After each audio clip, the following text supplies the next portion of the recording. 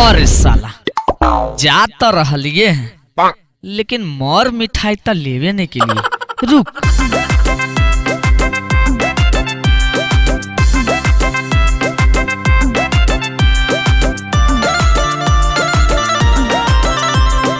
ओहो चलते चलते तो थक गए, अब भूखो लगल है प्यासो लगल है, की करिए जाइयो के बड़ी दूर है अभी। रुक तनी आराम कर ले हिये। पूरी बाबा मिठाइया तो हमरे पास है, रुक। हाँ ई मामू के है, ई ममानी के है, ई नाना के देवाई, ई नानी के देवाई। लेकिन सबसे छोटा तो हम ही है, सबसे ज्यादा हमरे मानो हखिन, तो सब मिठाइया तो हमरे खाए पड़ते। काहे न कुल मिठाइया ये जे हम खा ली, काहे कि वो जो हमरे खाए पड़ते, ये जो हमरे खाए पड़ते। हाँ हाँ अब पेटवो भर गए, थकन मुँह मेटा गए, अब चल।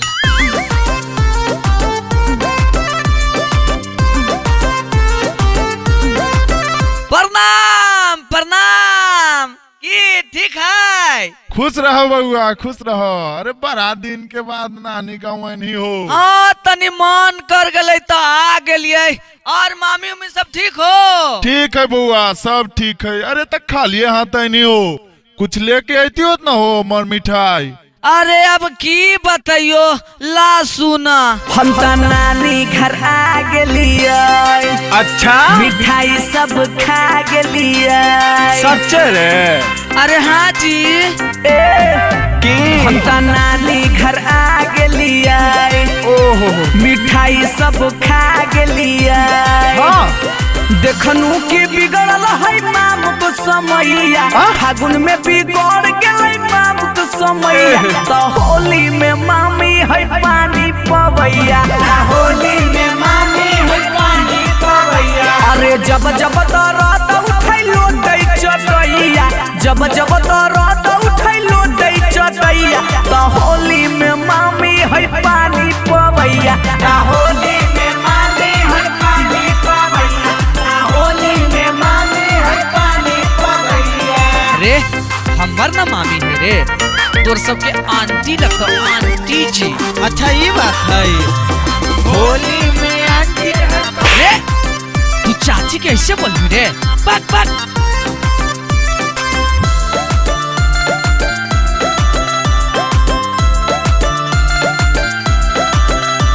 नाव डूबल मामू के नदी किनार में, लेके पीछा कारी हाथे ठोकई कपार में। काहे हो ए हो का हो? नाव डूबल मामू के नदी किनार में, लेके पीछा कारी हाथे ठोकई कपार में। रात भर अगोरई ठठेरा मकैया, रात भर अगोरई ठठेरा मकैया। तो होली में मामी है पानी पवैया, होली में मामी है पानी पवैया। अरे होली में मामी है पानी पवैया, होली में मामी है पानी पवैया।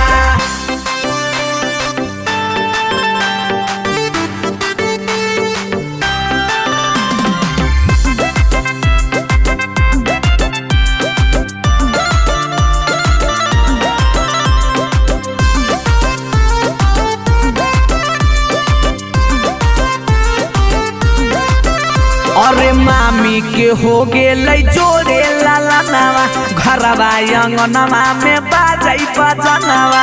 अरे माँ को ई तो चमत्कार हो गए रे। मामी के हो गेलै जोरे लाला नावा, घरवा अंगनवा में बाजै बजनवा। बाजे बाजे अभिजीत विकास है पतरा देखैया, अभिजीत विकास है पतरा देखैया। होली में मामी है पानी पवैया, होली में मामी है पानी पवैया। अरे होली में मामी है पानी पवैया, होली में मामी है पानी